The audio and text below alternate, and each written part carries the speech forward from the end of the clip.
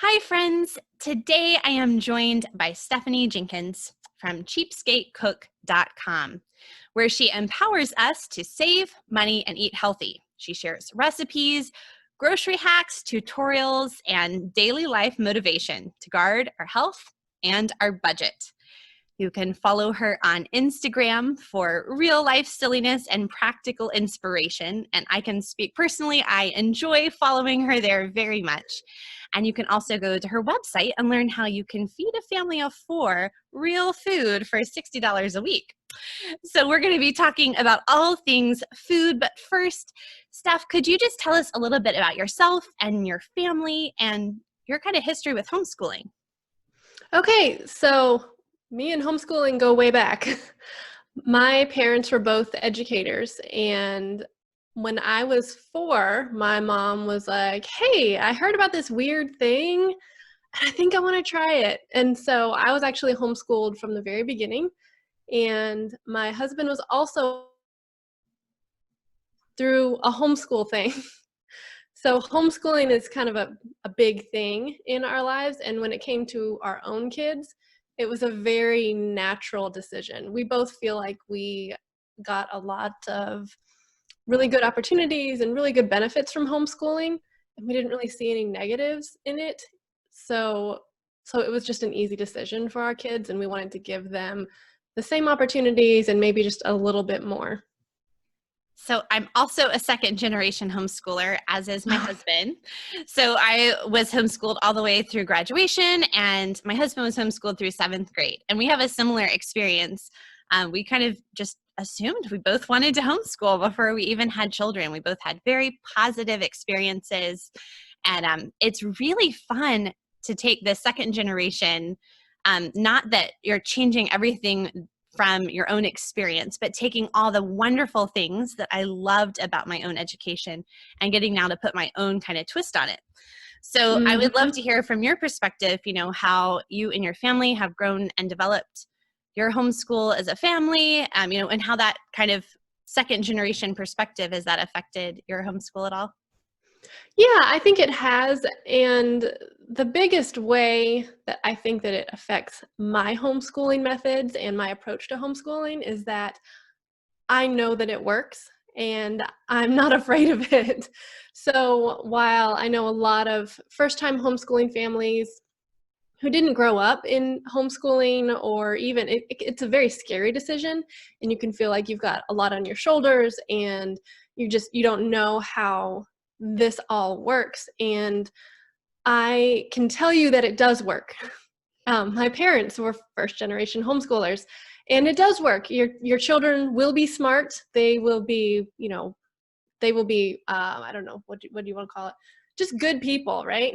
That's what our hope They is can be for our normal. kids. Right. Good, healthy members of society. Yes. And that definitely fuels my homeschooling approach. I'm a very chill homeschooler. While I do like to be very efficient and we're very productive and we're not unschoolers per se, but I do feel very relaxed, and I feel like there's this pressure that's kind of like, for example, our family has gone through a lot of different seasons in our children's lives. When my kids were in first grade and preschool and a baby, my husband was in a horrible accident. And so then I was his full-time caregiver for several years. And we still homeschooled through all of that because I had grown up with this mindset of like, this is what is important in homeschooling, and you can let the rest go. And we learned how to be very flexible with our expectations for ourselves and for our kids and for their education. And that's the beauty of homeschooling, is that you can make it work for your family and whatever your family is going through in that season. So I know a lot of people right now are stressed out trying to make their families fit into these molds that maybe weren't their first choice for their family. But the reality is you can take this concept of homeschooling and make it work for your family so that it becomes something wonderful for your family, not something that you have to force yourself into or try to figure out exactly how it works. Like, you're the boss. You get to make the rules and decide how it works. Yes. Oh, that is something I love about homeschooling. And I can relate to what you're saying as a second generation approach.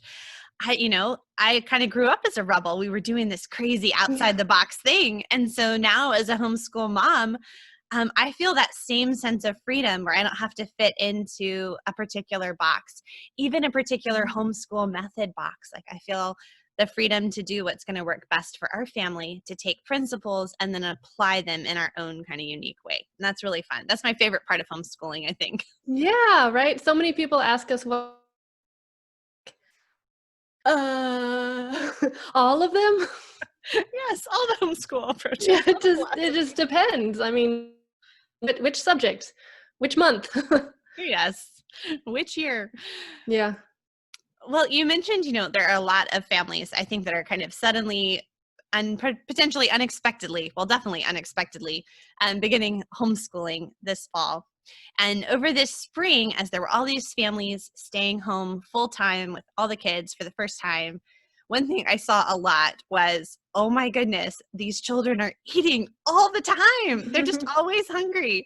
And it was kind of a bit of a surprise for some families. And of course, longtime homeschool moms have this running joke about homeschool kids being hobbits because they need that constant feeding in order to do their math, apparently. So, how can we feed our children good quality food, not having them fill up on junk, and still run, our homeschools? And a lot of us are working as well, these sort of full busy lives. So that's a big question. I thought if we could start maybe with actually what's hardest for me. So selfishly, let's start here, like with the snack and lunch situation, because I have 5 kids, 5 different ages, and they all want different snacks at different times. And help me out with the snack situation. So for snacks, we developed a snack rule a couple years ago, and it made snacks a non-issue for us. It made snacks a very easy thing in our family, and especially because I work from home too, and my husband works full time, and we got the homeschooling and all of that. Like, I can't make your homemade granola bars, and I can't make all of your like little homemade cute little muffins and all of that stuff. I love cooking. I love making that kind of thing, but I can't do all of that. And the stuff that is easy to buy, that has good quality ingredients and stuff, it's really expensive. And like, my kids can eat a lot of granola bars. They can eat a lot of healthy, expensive granola bars, which is good and bad. So we made a rule a couple of years ago where if you want a snack between meals, it has to be a fruit, vegetable, nut, or like dried fruit, raisin. And that's it. Like, I mean, you can interpret that all different ways. If you want to have like celery and peanut butter and raisins for ants on a log, you can go ahead and do that. You can have apples and peanut butter. You can have a smoothie, because that's basically fruit, and add some almond milk. It's like nuts, right? There's different ways that kids can interpret that. But that snack rule does a couple of things. First, for the question, am I really hungry? Because when they're like, think about this. If you have a box of cookies or something in the pantry, like, that's what they're hungry for snack. And you know how hungry they are for that box of cookies? Like, all the time. They're hungry. They want that snack all the time.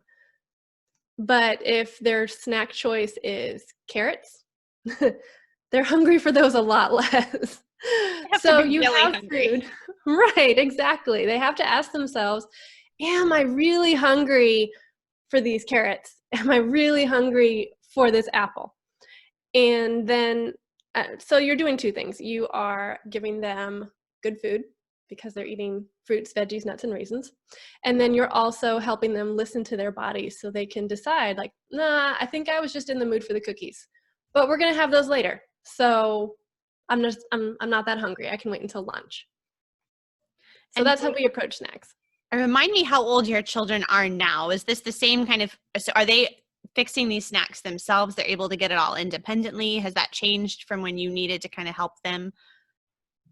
Well, so we really like the Montessori method of homeschooling and setting up your home and your life and raising kids.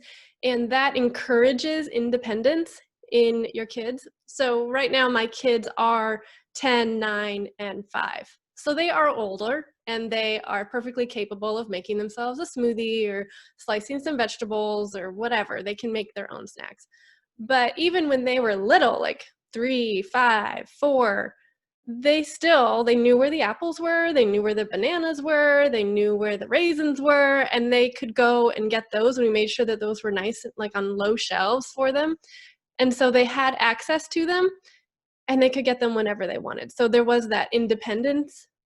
But then again, it was also like, apples, do I really want this apple? Nah, I just wanted the cookies. Yes, I can relate to that. My little 5-year-old will be so hungry for certain things, but as soon as I tell him, oh, well, you can have a fruit or a vegetable, he's like, I'll just wait. Yeah, exactly. They're not that hungry. Yes. Well, what about lunches? Do you guys plan lunches like on a meal plan? Are you fixing the lunches ahead of time, or are your children also independently making their own lunches? I think it depends on the month, honestly. The thing with homeschooling, and I just think family life in general, is that you have a plan and it works for a little while, and then something changes. Kids get a little bit older, a schedule changes, a sports thing starts, a pandemic happens, something, and you have to change your expectations for the day, and you have to change your routine just a little bit. It doesn't have to be a whole overhaul. So we go through seasons where the kids are in charge of their own lunches, or we go through seasons where lunches are just leftovers, and that's part of our routine, where we'll make a bunch of stuff for dinner and then leftovers for lunch the next day.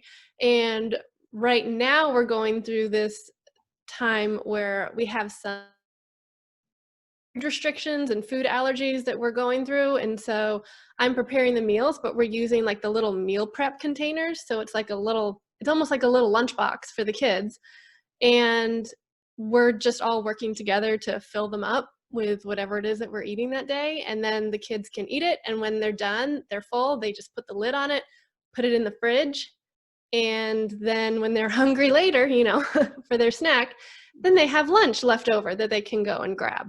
So that's working for us this month. But next month, it'll probably change. It'll be a little cooler, so we'll probably be doing lots of soups. So I'll just be heating up a pot of soup, and we'll have homemade bread or something. It just kind of depends on the season. And I think that's really encouraging to hear, because I think sometimes, especially certain personalities of us, we can feel like, okay, I need to learn the right way to do this. I need to have my system. I need to figure it out one time, and then everything will go smoothly from, here on out to eternity. And that's just not the reality. And just because things suddenly aren't working doesn't mean that you were doing anything wrong, or that anything, that there's anything bad happening. Like, sometimes it just means your season has changed, or your children have grown. Or in my family, leftovers used to be a huge part of our life, but now we're a family of 7. My oldest is 6'4". There are no leftovers. We eat an entire crock pot of food. So suddenly we're having to, okay, well, I used to assume this particular meal would be dinner and lunch, but now it's just a dinner. So it changes. Yeah. And like you said, that doesn't mean that you're doing anything wrong or you're not planning correctly or anything. It's just life changes, and we have the privilege of just adjusting with it. We have the freedom to be able to adjust with it. And that really is a gift. It is, definitely.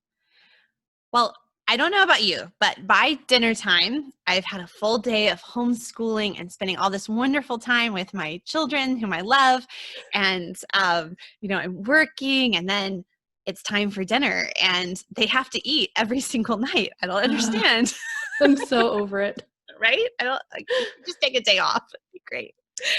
So what are some of your strategies or tips for fixing that dinner time conundrum?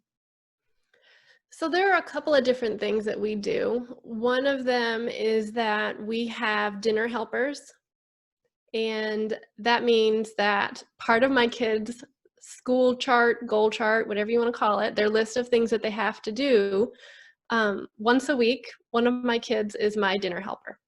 and they all are learning how to cook. And so they each have their like their skills that they can do.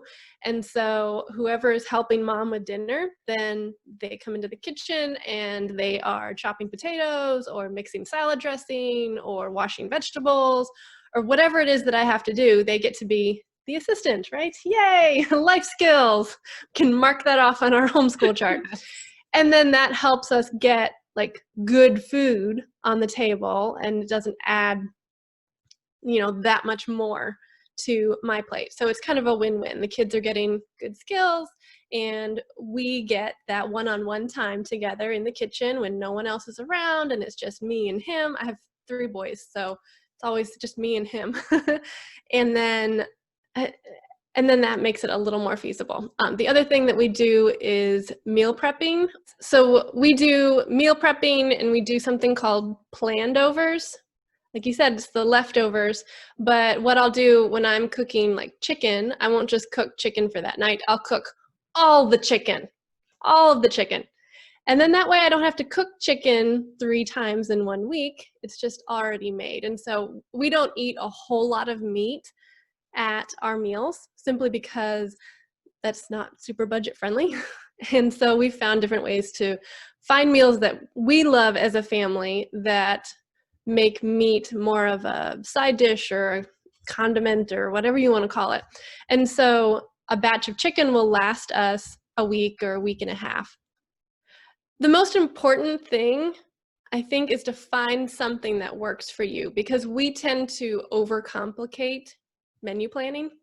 There are a million products out there. There's a million different menu plan printables. There's a million different methods and a million different services, and it's all very overwhelming. But all you need to find is the little thing that works for you right now, because we've already established that what works for you right now isn't going to work for you later on. You don't need to just come up with something one time that's going to work for forever. Just find something that works for you in the season that you're in. So for me right now, I don't menu plan a whole lot. We have certain foods that we keep in our kitchen, and I know that I can take those foods and I can make a whole bunch of different meals with that food. And that's something that I talk about at cheapskatecook.com. It's like 35 ingredients that you can use to make an endless amount of meals. It's just 35 ingredients, right? And then the other idea is to just find a menu planning system that actually works for you. There's all these different services out there. You can buy, one of those pre-made menu plans or something, so that way that effort and that stuff is kind of off of your shoulders. And so that way you can focus on your homeschooling, or you can focus on your kids, and you can just, follow the checklist that you print off on your computer, download to your phone or something. So finding something that works for you right now, and just being open to, it's not going to look like whoever you're following on Instagram, and that's okay. And it's not going to look like, that lady on YouTube, or like your friend who has it all together on Facebook, but in real life, she doesn't have it all together, right? So find something that works for you. And it can be as simple as actually writing out a menu plan, or just being like, you know what? I don't need a menu plan right now. I just need to make sure I have chicken and salad and rice or potatoes. And that's it. And that's actually pretty easy to throw together. We just make it too complicated. I'm also a huge proponent of on your own meals. Like, hey guys, this was a long day. We all worked really hard.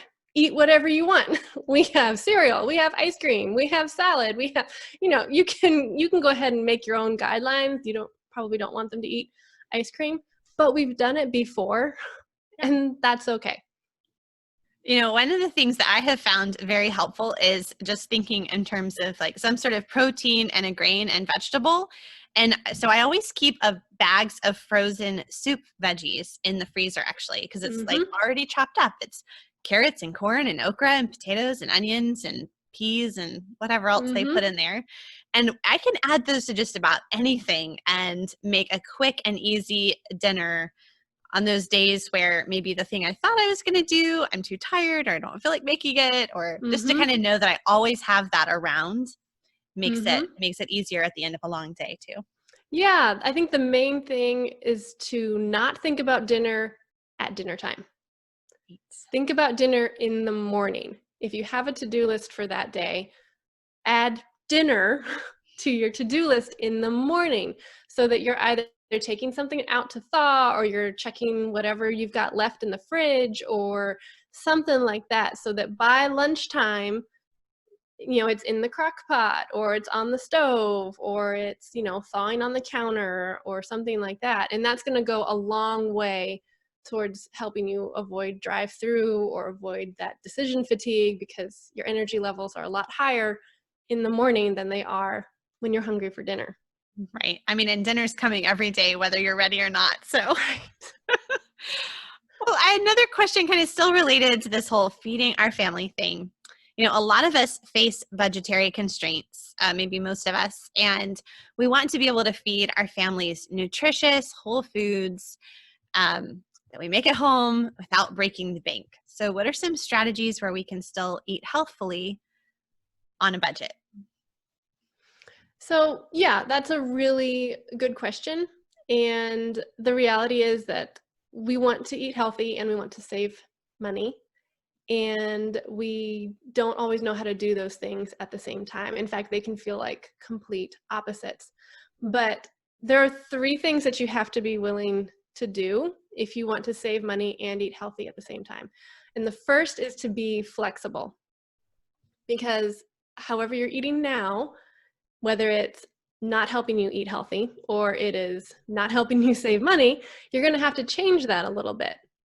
And so that might mean looking at a couple of meatless meals, maybe going meatless one night or a couple of nights a week.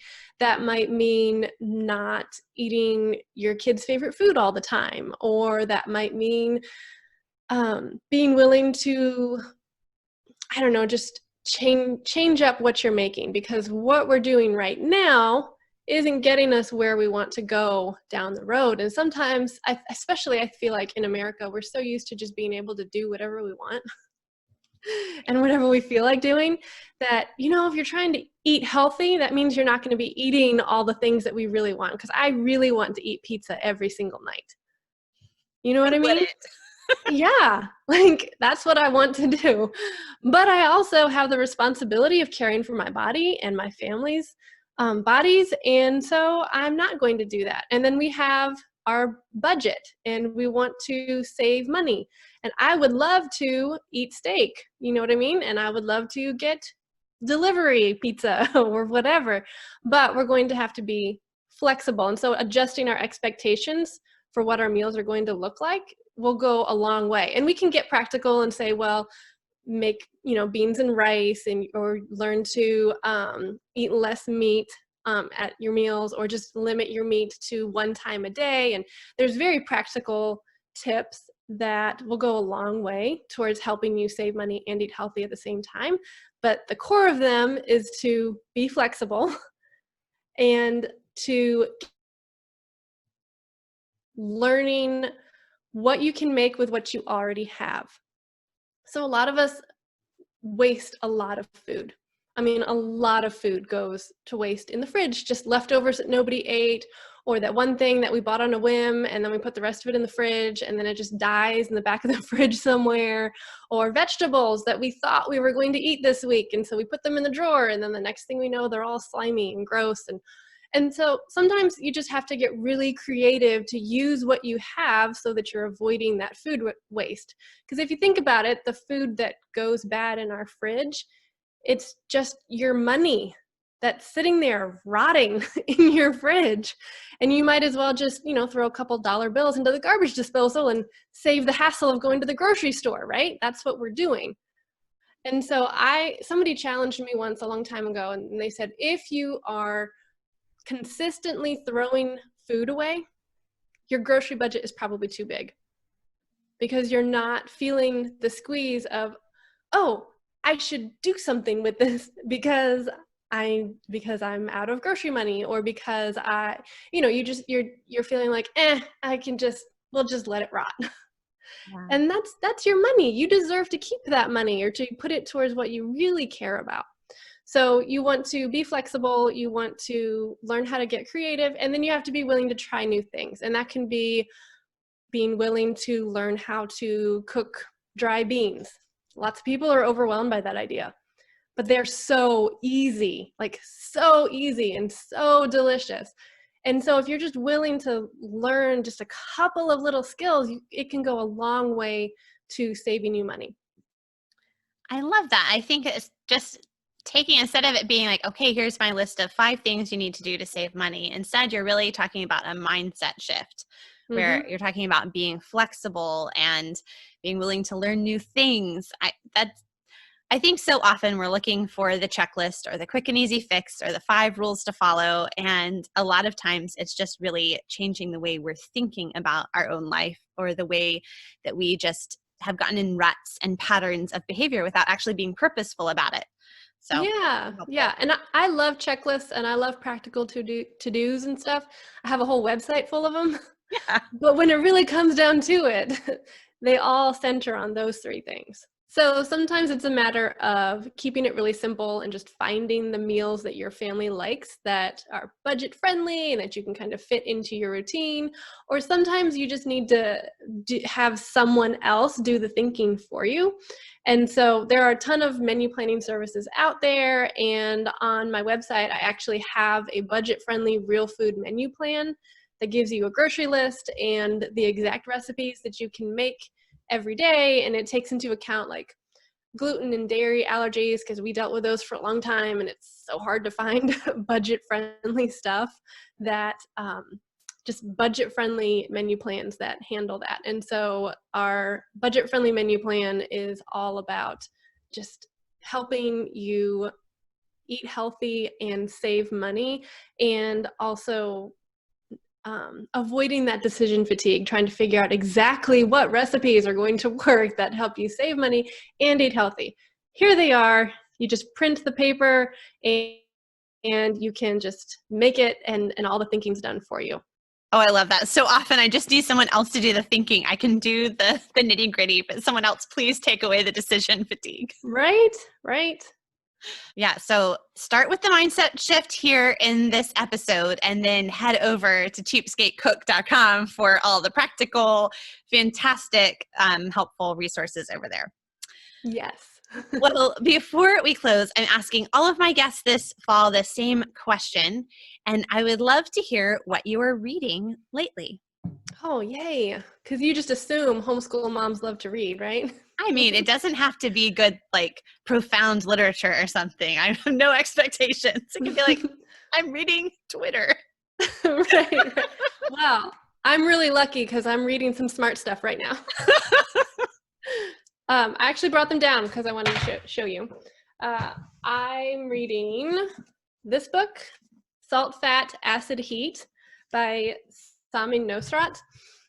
It's all about cooking. My 13-year-old daughter got that for her birthday a couple weeks ago. It's so fun. I love this book so much, especially if you feel like you're just not a good cook. Then she takes these 4 elements and just teaches you how to really hone them.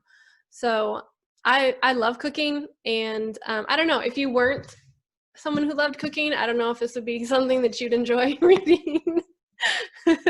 But it is one of my favorite books so far. I really like it. The other thing that I am reading is Emotionally Healthy Spirituality by Pete Scazzaro. It's just really good. It's full of really challenging thoughts, and it focuses a lot on some of the mindset that comes into our culture that it's just not healthy emotionally, and it's not healthy long-term for our families. And especially if we're talking to a Christian audience, it might look biblical on the outside, but when you really dig into it, then it's not what it was originally intended to be. And it's very challenging, but I really, really love it. And then the other thing that I'm reading is on my Kindle, so I don't have the physical copy, but it's called Your Blue Flame by Jennifer Fulwiler. And it is all about finding what you really love and figuring out how to share it with the people around you. So I think especially as moms and homeschool moms, then we kind of get stuck in like serving other people. And she kind of teaches you how to serve other people the way that you were made to. That sounds fantastic. And I can't wait to check out those other 2 titles that are new to me. Those both sound fantastic. All right, my final question for you. We mentioned this earlier that there are all these, new homeschool families joining this adventure this fall. And if you were speaking to a new homeschool family, what one piece of advice would you give them? You know what? We said this a couple of times, but the plan that you have right now is not going to work, especially as a new homeschool parent, because you really don't know what you are getting into, right? You've done all the reading, you've researched it, you've thought about it, you've played through all the scenarios, and so you have this tentative idea, but you need to be willing to be flexible with it and to adjust to how it works for your personality, how it works for your children. And when I say adjust, I don't mean like starting at square one or anything like that, but just know that this isn't a set in stone kind of a thing. This is just life. And it's learning to love the kids that you're with and learning to love them well and learning to take care of them and take care of yourself. And so it's okay if you feel like after a couple of weeks, then you have to adjust things, because that's just the name of the game. Anyone who's been homeschooling for any amount of time knows that you are constantly adjusting things and you're making them better and better. And you can do it. Like Amy and I are both living proof that you can homeschool your kids and they turn out halfway decent, right? We're okay. Yeah. I like me. I guess that's what matters. I was talking to Cindy Rollins in an earlier episode of this season, and she was talking about how education is a living thing. So it's not something that you should be able to just like plug in and, stick the right button or, push the right button at the right time. Education is living. And so that concept really struck me and gave me encouragement too, because man, I graduated homeschooling. My oldest son is in 10th grade. Like I've been doing this a long time, and still this fall, new challenges. It's a whole new set of challenges that we're facing, and to just remember that is normal and that's okay.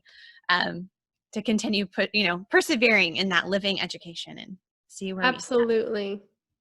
Absolutely. Well, where can people find you all around the internet? Anywhere. Cheapskate Cook. It's cheapskatecook.com. YouTube channel called Cheapskate Cook. I'm at Cheapskate Cook on Instagram, and I have a Facebook page as well if you're more of a Facebook person. But we do constantly doing stories. We do recipe tutorials. Of course, you can read all of the recipes and stuff on cheapskatecook.com, and all the videos are there as well. Great. And I will have all that linked up in the show notes, as well as some other resources that you have shared with us. And those will be found at humilityanddoxology.com. Thanks so much for joining us and talking with us today, Steph. This has been really fun.